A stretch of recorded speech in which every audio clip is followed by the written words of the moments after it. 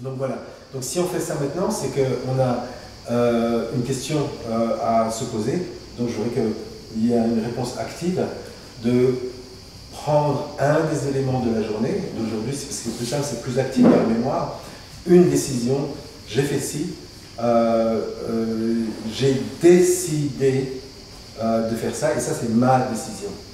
Et de voir avec cette aide qu'on a entre-temps, si c'est toujours le cas, et de voir ensemble si c'est vraiment le cas. Est-ce qu'il y a quelqu'un qui veut donner un exemple, par exemple, d'une décision qui a été prise par quelqu'un? Ah non, mais c'est pas du jeu. Si vous voulez, je peux. Hein. Vas-y. Tout à l'heure, j'avais déposé ma voiture au garage, et donc il devait me remplacer les 2 pneus. Et puis j'étais au bar en train de boire mon café, puis il m'appelle, puis il me dit finalement il y a un problème avec les plaquettes de frein, il faudra les changer d'ici 3000 km. Voilà. Donc qu'est-ce que je fais? Qu'est-ce que je décide? Voilà. Donc je décide, changez-moi les. Voilà. Je lui dis d'abord je lui dis changez-moi les, après je lui dis combien ça coûte, et après je lui dis ok, changez-moi les. Voilà. Donc c'est ça la situation. Donc c'est l'impression que tu as pris la décision de changer les plaquettes. Alors, quelque part, je vois bien tout ce qui se passe, mais bon, c'est pour exposer, par exemple, je peux dire, j'ai eu 3000 km. Je me suis dit, il y a une pensée qui arrive et qui dit, d'ici 3000 km, combien de temps je vais faire pour les faire, quoi. Et du coup, je me dis peut-être 2, 3 mois ou 4 mois, j'en sais rien. Est-ce que tu es prête à revenir? Est-ce que tu es prête à revenir d'ici 3 mois exprès pour ça? Après, je me dis, après je vois plus loin, je vois ma situation dans le futur que j'imagine, et où peut-être, d'après tous les changements qui arrivent, il risque d'y avoir une baisse de revenus.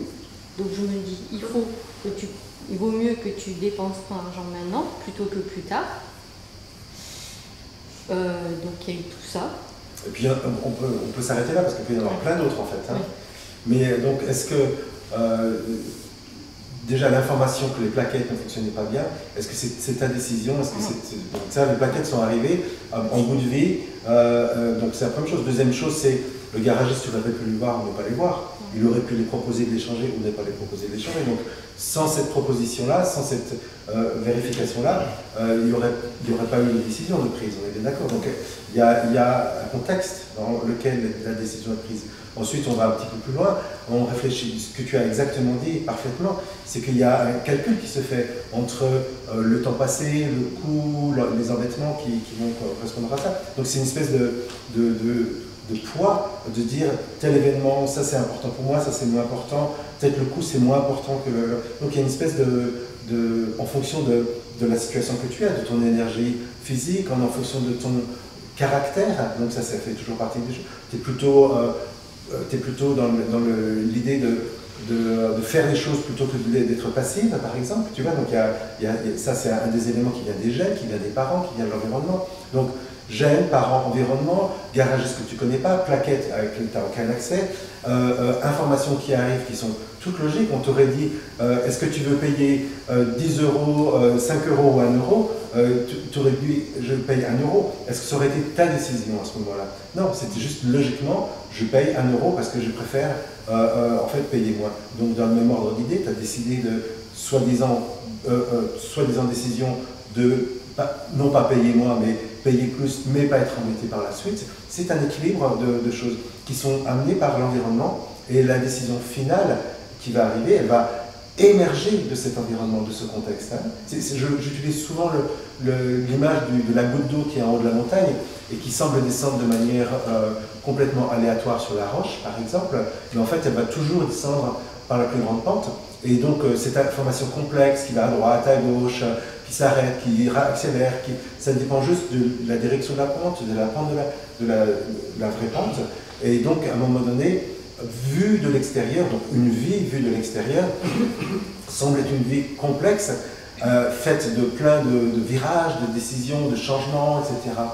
Est-ce que ces changements, ces directions, ces décisions que tu as prises sont le fait de quelqu'un qui a pris une décision, ou si le contexte, de toute évidence, a amené à cette conclusion dans ce cas particulier, avec cet environnement, avec ces gènes, avec cette éducation, avec cette éducation, avec ses finances, donc on peut mettre tous les paramètres, tu vois. Donc on mettrait tous les paramètres dans un ordinateur, on pourrait prédire l'événement qui arrive juste après. Donc on regarde ici, profondément, c'est une première exploration, c'est pas la dernière, que cette impression de prendre une décision, même si on peut considérer que au sein de l'histoire, c'est ce qui semble se passer. Là, je peux prendre la décision de lever le bras, je peux prendre la décision de le reposer. Donc c'est a priori quelque chose qui décrit une histoire, mais est-ce qu'elle est en fait rattachée à une forme de contrôle, une forme de personne, quelque part, qui déciderait quelque chose ou pas? Donc si on continue à explorer au sein de nos vies, au sein de nos actions, qu'en réalité, à chaque moment de notre vie, les décisions les plus intimes, les plus personnelles, les plus, même des fois incroyables, sont en fait toujours reliées au contexte et qui n'en a jamais rien décidé. Possible? C'est possible.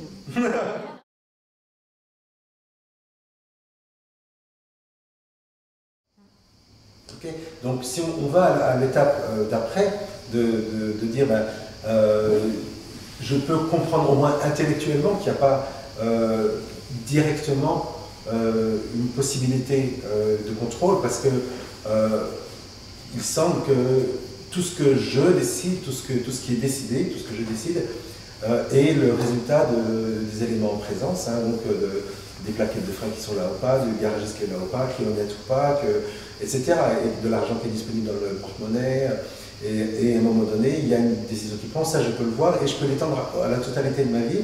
C'est pas un problème intellectuellement. Donc ça c'est la première étape. Hein. C'est important en fait. Hein. Et c'est là où déjà le verre de vin aide, parce que même cette évidence intellectuelle, elle est difficile à attraper. Parce que on pressent quelque part les conséquences dévastatrices. Parce qu'il y a quelque chose qui est à l'arrière de tout ça, il y a une conclusion qui est inacceptable. Hein. Donc, donc ça c'est le niveau 1, donc je pourrais dire d'exploration, de dire je ne suis pas l'auteur de mes actions, ça me paraît évident. Et au fur et à mesure des événements de la vie, il y a des preuves qui s'accumulent. Donc cette évidence intellectuelle, elle devient une évidence presque vécue, d'ordre naturel, une espèce de... Dans ces cas-là, il y a deux possibilités. Soit ça peut être lâcher prise et c'est joyeux, soit c'est résignation et c'est quelque part douloureux d'une certaine manière, hein, frustrant, etc. Mais c'est les deux versants de la même chose, quoi, en fait. Hein. Donc, si on va un tout petit peu plus loin après ça, il y a cette impression, une fois que les choses sont un petit peu décantées, qu'il y a un peu une habitude de cette nouvelle lecture de la vie, parce que c'est une lecture de la vie, il y a cette impression d'être détaché de cette vie. Parce que si je n'ai pas de contrôle, je suis en dehors, je suis cela qui voit la vie, je suis le témoin, on peut dire, donc il y a plein de définitions qu'on pourra amener ici, mais en tout cas il n'y a pas l'impression de faire partie de la vie, parce que quand on est dans cette vie et qu'on décide quelque chose, s'il y a quelqu'un, c'est exactement le pourquoi on a l'impression d'être intégré dans ces trois dimensions, dans le temps, dans l'espace, qu'on habite un corps, qu'on habite une tête. Donc cette impression-là se dissout, devient toute transparente d'une certaine manière. Et là, c'est une impression de flotter, d'être un peu un ectoplasme, d'être à l'arrière, il y a plein de types d'expériences, avec de la joie des fois, avec de la peine des fois, avec un sentiment d'impuissance, un sentiment d'être une marionnette. Hein, tu vois, ça aussi, c'est le marionnette de la vie. Donc ça, c'est une possibilité qui ne peut se débloquer qu'à partir d'une seconde réalisation, qui est presque l'étape logique après, qui n'est pas forcément évidente, parce qu'elle n'est pas toujours indiquée clairement dans la tradition spirituelle, dans l'approche. Souvent on parle du témoin qui ont dit c'est ok, etc. Mais en fait, j'ai vu des personnes que j'ai pu rencontrer que c'était pas ok du tout.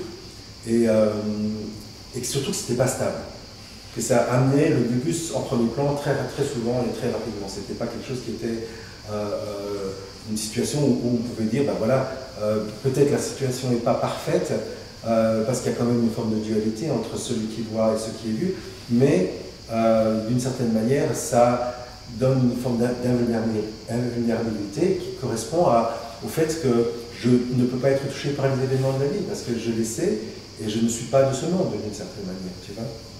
Donc, le niveau 2, c'est de réaliser, donc c'est une deuxième réalisation d'une certaine manière, et même ça, c'est pas tout à fait l'étape finale, donc il y aura peut-être une version 3 après ça, mais c'est une étape encore intermédiaire que, et ça j'ai illustré avec une vidéo qui montrait que, très drôle, qui vient du Québec, qu'on a vu ensemble, qui montrait que, par exemple, le verbe falloir, on utilise il fallut, il faut que je fasse ceci. Et puis le type il se disait il faut que je fasse ceci, il faut que je fasse ça. Qui est ce il qui me fait faire des choses?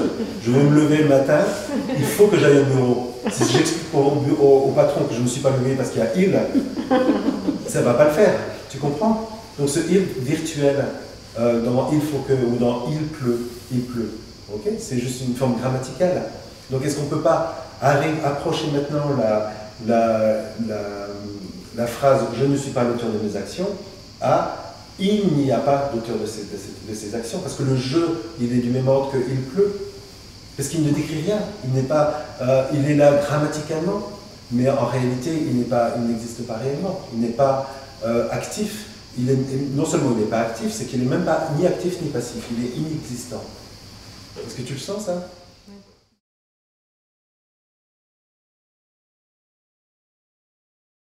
On croit toujours qu'un comment doit donner une prescription. Je te demande de prendre du cachet, tu auras moins mal à la tête. Ou je te demande de faire 10 mantras, 2 Ave Maria et 3 Notre Père, et tu auras l'éveil. Donc tu vois, il y a toujours une relation qui dit le comment donne en fait une information prescriptive. Alors que je propose ici, c'est que le comment amène une information descriptive. Donc déjà, ça veut dire quoi? Ça veut dire je vais, et c'est ce qui se passe là en ce moment, c'est ce comment qui est à l'œuvre. Je vais décrire des choses, je ne vais pas prescrire, et ce qui peut se passer, et ça c'est le comment, c'est qu'il y a non seulement résonance, c'est-à-dire ça fait du sens, mais reconnaissance, connaître à nouveau, en fait, tu vois. Donc c'est pas quelque chose qu'il faudra faire, et ce sera quelque chose qu'il faudra reconnaître. Et c'est même pas toi qui vas le reconnaître, c'est même pas moi qui va permettre cette reconnaissance, c'est à un moment donné, quelque part, la vie qui va, si j'appelle ça la vie, ou la source, ou qui va, à un moment donné, modifier l'histoire à travers ces informations-là, à travers cette reconnaissance. Donc c'est, d'une certaine manière, une forme de pilotage automatique, mais quand même, les signes avant-coureurs, donc ça c'est un concept que j'utilise souvent, les signes avant-coureurs d'une reconnaissance sont, par exemple, ce genre de réunion. Donc c'est pas la cause, hein, c'est pas le comment je fais, je viens, etc. C'est pas la cause, c'est une description d'une possibilité. C'est une description d'un contexte. Je parle souvent d'un contexte, par exemple, d'un paysage, d'un beau paysage, par exemple la nuit, tu vas au lever du jour, qui permet au soleil de se lever d'une certaine manière. Mais le paysage en lui-même, il n'est pas la cause du soleil qui se lève. C'est juste que cette histoire du soleil qui se lève a besoin d'un paysage. Si je pense à comme un film, par exemple, comme une histoire. Donc on construit le paysage, la ligne d'horizon, je ne sais pas moi, les sapins, un lac, des cygnes, etc. C'est ce qu'on fait en ce moment. Et puis, comme il y a le contexte, comme il y a une espèce de possibilité qui est là, au sein même du film, de l'histoire, le soleil éventuellement pourra se lever, en fait. Mais ça n'aura pas été une action directe, ça aura été une proposition, une description d'une proposition. Parce que en quoi la prescription sera quelque part aggravera la situation, c'est que si je commence à te dire fais ci, fais ça, etc., il y aura, si je vais créer un chercheur, quelqu'un qui va essayer d'appliquer et qui va de fait se recréer en permanence. Hein, donc il y aura à tous les moments celle-là qui applique la prescription Et à ce moment-là, c'est la roue du hamster et c'est sans fin en fait, sans fin.